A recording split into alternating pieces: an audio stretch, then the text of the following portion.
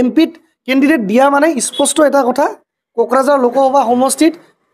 হাগ্ৰামা মহিলাৰীৰ BPF-এ UPPL আৰু বিজেপিৰ NDA এলায়েন্সক ৱাক অভাৰ দি দিছে। ইয়াৰ প্ৰমাণটো মই পটপটভাৱে ক'ব পাৰোঁ যে দিল্লীত গৈ হাগ্ৰামা মহিলাৰী ডাঙৰীয়াই এটি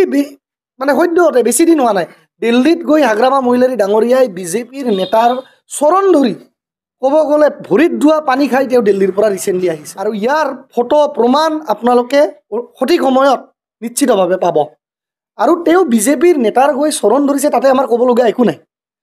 যিকোনো জ্যেষ্ঠ মানুহৰ আমি চৰণ ধৰিব পাৰোঁ, ৰাজনৈতিক দলৰে হওক বিৰোধীৰে হওক যিয়ে নহওক, কিন্তু তেওঁ যদি বিজেপিত যাবই বিচাৰিছে অ'পেনলি যাওক না। হাগ্ৰামা মহিলাৰী ডাঙৰীয়াই যদি সঁচাকৈ বিজেপিত যাবই বিচাৰিছে, বিজেপিৰ নেতাৰ দিল্লীত ভৰিত ধৰি তেওঁ মানে চুম্বন কৰি আহিছে, সেইজন ব্যক্তি অ'পেনলি যাওক বিজেপিত, ক'বলগা একো নাই। কিন্তু আজি হাগ্ৰামা মহিলাৰী এনে কেণ্ডিডেটক দিলে যিজনে বিজেপিৰ মানে আজি ক'ব গ'লে ৱাক অভাৰ দিয়াৰ নিচিনা হৈছে, যে কোকৰাঝাৰ লোকসভা সমষ্টিত এইবাৰ UPPL আৰু বিজেপিক ৱাক অভাৰ দি দিছে হাগ্ৰামা মহিলাৰীয়ে, যে খাম্পা বৰগোহাঞিটো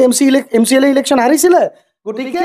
এইবাৰ এনেকুৱা এটা কেণ্ডিডেট দিওঁ জানি বুজি, যি নেকি কেণ্ডিডেট হাৰিও যায় আৰু পাব্লিকৰ আগত যাতে আমাৰ BPF-ৰ সন্মানটোও থাকে যে ৱাক অভাৰ ডাইৰেক্টলি দিয়া নাই। কিন্তু অৰিজিনেলি BPF দলে এইবাৰ কোকৰাঝাৰ লোকসভা সমষ্টিত UPPL দলক জিকিবৰ কাৰণে, জয়ন্ত বসুমতাৰীক জিকাবৰ কাৰণে ৱাক অভাৰ দি দিছে। নমস্কাৰ, মই স্পষ্টভাৱে আজি আপোনালোকৰ আগত ৰাইজক জনাব বিচাৰিছোঁ যে পৃথ্বীৰাজ নাৰায়ণ দেৱ মেছে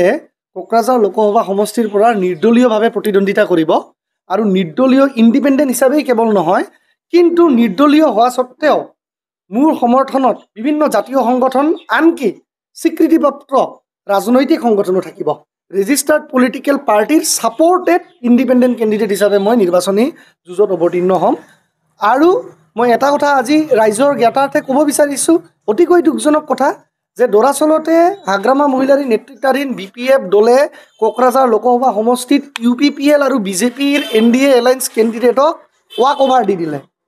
হাগ্ৰামা মহিলাৰীৰ BPF-এ আজিৰ দিনত কোকৰাঝাৰ লোকসভা সমষ্টিত বিজেপি NDA এলায়েন্স UPPL-ক ৱাক অভাৰ দি দিলে। এইকাৰণে ৱাক অভাৰ দিয়া বুলি মই কৈছোঁ, কাৰণ হাগ্ৰামা মহিলাৰী জানে যে খাম্পা বৰগোহাঞি এনেও ইলেকশ্যন জিকিব নোৱাৰে। কাৰণ যিজন ব্যক্তিয়ে MCLA নিৰ্বাচনত ব্যক্তিয়ে কেনেকৈ ইমান ডাঙৰ এটা 15-16 লাখ ভোটাৰ ৰাইজ থকা সমষ্টিত তেওঁ লোকসভা সমষ্টিত প্ৰতিদ্বন্দ্বিতা কৰি বিজয়ী হ'ব পাৰে, কোনোপধ্যেই হ'ব নোৱাৰে। আৰু এটা কথা মই দুখ পাইছোঁ যে বহুত BPF কৰ্মী দৰাচলতে এতিয়া সদাহীন হৈ পৰিছে, যে বহুত দৰাচলতে যিবিলাক গ্ৰাউণ্ডৰ গ্ৰাছৰুট BPF কৰ্মী, সেই গ্ৰাছৰুট BPF কৰ্মীবিলাক আজিৰ দিনত কনফিউজড যে হাগ্ৰামা মহিলাৰী ডাঙৰীয়াই MCLA হাৰা এজন কেণ্ডিডেট, তাও বিৰোধী সময়ত থকাত নহয়, 2020 চনত ক্ষমতাত যেতিয়া BPF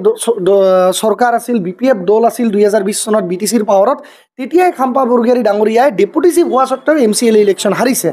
তো তেনে ব্যক্তিক এমপিত কেণ্ডিডেট দিয়া মানে স্পষ্ট এটা কথা, কোকৰাঝাৰ লোকসভা সমষ্টিত হাগ্ৰামা মহিলাৰীৰ BPF-এ UPPL আৰু বিজেপিৰ NDA এলায়েন্সক ৱাক অভাৰ দি দিছে। ইয়াৰ প্ৰমাণটো মই পটপটভাৱে ক'ব পাৰোঁ যে দিল্লীত গৈ হাগ্ৰামা মহিলাৰী ডাঙৰীয়াই এটি মানে সদ্যহতে বেছি দিন হোৱা নাই, দিল্লীত গৈ হাগ্ৰামা মহিলাৰী ডাঙৰীয়াই বিজেপিৰ নেতাৰ চৰণ ধৰি ক'ব গ'লে ভৰিত ধোৱা পানী খাই তেওঁ দিল্লীৰ পৰা ৰিচেণ্টলি আহিছে। আৰু ইয়াৰ ফটো প্ৰমাণ আপোনালোকে সঠিক সময়ত নিশ্চিতভাৱে পাব। আৰু তেওঁ বিজেপিৰ নেতাৰ গৈ চৰণ ধৰিছে, তাতে আমাৰ ক'বলগীয়া একো নাই। যিকোনো জ্যেষ্ঠ মানুহৰ আমি চৰণ ধৰিব পাৰোঁ, ৰাজনৈতিক দলৰে হওক বিৰোধীৰে হওক যিয়ে নহওক, কিন্তু তেওঁ যদি বিজেপিত যাবই বিচাৰিছে অ'পেনলি যাওক না। হাগ্ৰামা মহিলাৰী ডাঙৰীয়াই যদি সঁচাকৈ বিজেপিত যাবই বিচাৰিছে, বিজেপিৰ নেতাৰ দিল্লীত ভৰিত ধৰি তেওঁ মানে চুম্বন কৰি আহিছে, সেইজন ব্যক্তি অ'পেনলি যাওক বিজেপিত, ক'বলগা একো নাই। কিন্তু আজি হাগ্ৰামা মহিলাৰীয়ে এনে কেণ্ডিডেটক দিলে যিজনে বিজেপিৰ মানে আজি ক'ব গ'লে ৱাক অভাৰ দিয়াৰ নিচিনা হৈছে, যে কোকৰাঝাৰ লোকসভা সমষ্টিত এইবাৰ UPPL আৰু বিজেপিক ৱাক অভাৰ দি দিছে হাগ্ৰামা মহিলাৰীয়ে, যে খাম্পা বৰগোহাঞিটো MCLA ইলেকশ্যন হাৰিছিলে, গতিকে এইবাৰ এনেকুৱা এটা কেণ্ডিডেট দিওঁ জানি বুজি, যি নেকি কেণ্ডিডেট হাৰিও যায় আৰু পাব্লিকৰ আগত যাতে আমাৰ BPF-ৰ সন্মানটোও থাকে যে ৱাক অভাৰ ডাইৰেক্টলি দিয়া নাই। কিন্তু অৰিজিনেলি BPF দলে এইবাৰ কোকৰাঝাৰ লোকসভা সমষ্টিত UPPL দলক জিকিবৰ কাৰণে, জয়ন্ত বসুমতাৰীক জিকাবৰ কাৰণে ৱাক অভাৰ দি দিছে। আৰু অতিকৈ দুখজনক কথাটো এইটোৱেই হৈছে যে প্ৰকৃত BPF যিবিলাক কৰ্মী আছিলে, সেই প্ৰকৃত BPF কৰ্মীবিলাক দৰাচলতে আজিৰ দিনত কনফিউজড যে যদি হাগ্ৰামা মহিলাৰী ৱাক অভাৰ দিবই লগা আছে NDA, অ'পেনলি তেওঁ বিজেপিত যোগদান কৰি দিয়ক, তাত আমাৰ ক'বলগীয়া একো নাই। বিজেপিত তেওঁ যোগদান কৰক, মষ্ট ৱেলকাম। কিন্তু তেওঁ মানুহবিলাকক বন্ধকত থৈ আজি যিখিনি BPFৰ আজি ক'ব গ'লে যিখিনি কৰ্মকৰ্তা আজি BPFৰ হাজাৰ হাজাৰ যে কৰ্মকৰ্তা আছে সেই কৰ্মকৰ্তাসকলক বন্ধকত থৈ আহিছে হাগ্ৰামা মহিলাৰী ডাঙৰীয়াই স্পষ্টভাৱে কৈছোঁ মই হাগ্ৰামা মহিলাৰী ডাঙৰীয়াই আজিৰ দিনত গ্ৰাছ ৰুটৰ BPFৰ যিবিলাক কৰ্মকৰ্তা আছে BPFৰ সদস্যসমূহ আছে সেই সদস্যসকলক বন্ধকত থৈ আহিছে দিল্লীত আৰু বন্ধকত থৈ কোকৰাঝাৰ লোকসভা সমষ্টিত তেওঁ ৱাক অভাৰ দিছে NDA alliance UPPL candidate Jayanta বসুমতাৰীক গতিকে যদি ইলেকশ্যন মানে কি ৰাইজে কাৰ পৰা কোনজন কেণ্ডিডেট চুজ কৰিব পাৰে যে কোনজন ভাল হয় যদি তেওঁ ৱাক অভাৰ দিয়ে দিছে কোকৰাঝাৰ লোকসভা সমষ্টিতটো ইলেকশ্যনৰ কোনো দৰকাৰেই নাই তেতিয়াহ'লে যেহেতু BPF বিজেপিক ৱাক অভাৰ দি দিছে জয়ন্ত বসুমতাৰীক ৱাক অভাৰ দি দিছে লুজ কেণ্ডিডেট খাম্পাক দি তো গতিকে ইয়াত ইলেকশ্যনৰ দৰকাৰ কি আছে সেইকাৰণে ইছ্যু বেছড কাৰণে ৰাইজৰ স্বাৰ্থত মই বাৰম্বাৰ কৈছোঁ যে 17 বছৰে BTC চৰকাৰে যি 10,000 কোটি টকাকে ইয়াৰলি বাজেট পাব লাগিছিলে as per the constitutional amendment act BTCৰ পপুলেশ্যন হিচাপে অসমৰ 10% বাজেট অসমৰ পৰা BTC চৰকাৰে পাব লাগে অৰ্থাৎ মিনিমাম 10,000 crore প্ৰত্যেক বছৰে 10,000 কোটি টকাৰ পেকেজ পাব লাগে সেই লৈতো কেতিয়াও BPF হওক বা UPPL হওক দিল্লীত গৈ মাত মাতা নাই আজি UPPL দলৰ পৰা এজন MP অলৰেডি আছে ৰণগুৰা নাৰ্জাৰী ডাঙৰীয়াইতো কেতিয়াও গৈ সেইটো মাত মাতা নাই